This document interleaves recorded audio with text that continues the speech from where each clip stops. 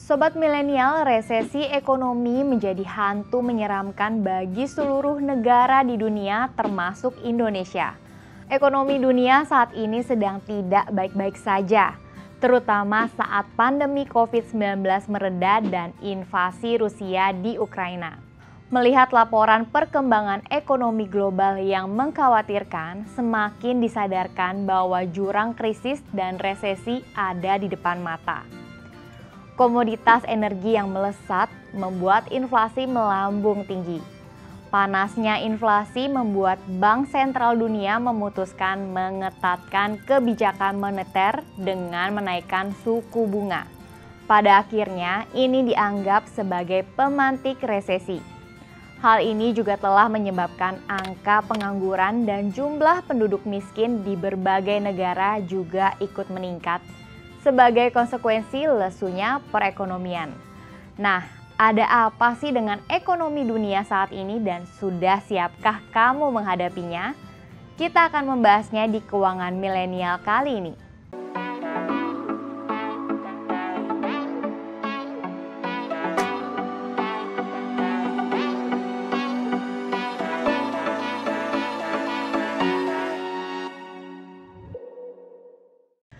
Sobat milenial, resesi ekonomi diartikan sebagai penurunan aktivitas ekonomi yang signifikan dalam waktu stagnan dan lama, mulai dari berbulan-bulan hingga bertahun-tahun.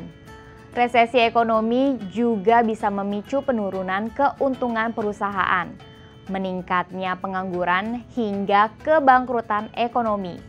Secara umum, resesi terjadi ketika ekonomi tumbuh negatif 2 kuartal beruntun.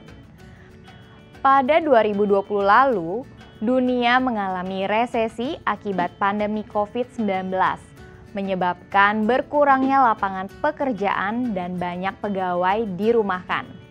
Tanpa aktivitas dan mobilitas manusia, roda ekonomi pun macet.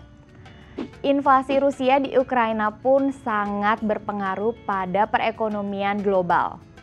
Perang telah memicu kekhawatiran resesi dan menciptakan ancaman kelaparan kepada ratusan juta orang di dunia. Selain resesi, guncangan ekonomi juga bisa menyebabkan berbagai masalah ekonomi serius, seperti inflasi dan tumpukan utang. Utang yang banyak membuat biaya pelunasannya meninggi, bahkan hingga sampai ke titik tidak mampu melunasinya lagi. Apa itu inflasi? Kata inflasi tentu sudah tidak asing lagi di telinga sobat milenial, apalagi jika menyangkut pemberitaan stabilitas perekonomian.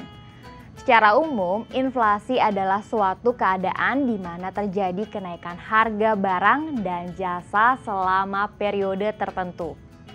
Inflasi yang berlebihan membuat daya beli masyarakat melemah. Di lain sisi, produksi barang dan jasa akan menurun. Hal ini bisa memicu meningkatnya pengangguran, kemiskinan, dan berujung pada resesi. Inflasi yang melambung membuat bank sentral menaikkan suku bunganya. Suku bunga yang tinggi berfungsi untuk melindungi nilai mata uang, tetapi ini juga akan membebani debitur dan menyebabkan kredit macet. Jika terjadi secara besar-besaran, perbankan bisa kolaps. Dampak inflasi sendiri seringkali identik dengan efek negatif karena kenaikan harga barang membuat daya beli masyarakat menurun, terutama masyarakat berpendapatan menengah ke bawah. Menurut Bank Indonesia, dampak inflasi yang tinggi akan menyebabkan pendapatan real masyarakat akan terus turun, sehingga standar hidup dari masyarakat turun dan akhirnya menjadikan semua orang, terutama yang berpendapatan rendah, semakin sulit. Dampak inflasi yang tidak stabil akan menciptakan ketidakpastian bagi pelaku ekonomi dalam mengambil keputusan. Pengalaman empiris menunjukkan bahwa inflasi yang tidak stabil akan menyulitkan keputusan masyarakat dalam melakukan konsumsi, investasi, dan produksi yang pada akhirnya akan menurunkan pertumbuhan ekonomi. Tingkat inflasi domestik yang lebih tinggi dibanding dengan tingkat inflasi di negara tetangga menjadikan tingkat bunga domestik real menjadi tidak kompetitif sehingga dapat memberikan tekanan pada nilai rupiah. Mengapa suatu negara bisa bangkrut? Pandemi COVID-19 hingga perang antar Rusia dan Ukraina membuat situasi dunia saat ini begitu mengerikan. Krisis datang silih berganti, mulai dari kesehatan, energi, pangan, hingga keuangan. Kondisi krisis bahkan bisa membuat suatu negara bangkrut jika fundamental domestik masing-masing tidak dijaga dengan baik. Ciri suatu negara bisa dikatakan bangkrut adalah saat tidak mampu lagi membayar utang. Salah satunya adalah Sri Lanka yang dinyatakan bangkrut karena tidak bisa membayar utang. Hal ini terjadi karena fundamental negerinya tidak mampu menopang dampak dari global. Apalagi semua komoditas pangannya impor, sehingga saat terjadi kenaikan harga global, defisit anggarannya pun membengkak. Penyebab dari kebangkrutan tersebut berasal dari berbagai hal, mulai dari ketidakpastian utang, nilai tukar yang melemah signifikan, hingga perubahan iklim politik. Ketika suatu negara dinyatakan bangkrut, maka negara tersebut ada di posisi yang tidak menguntungkan.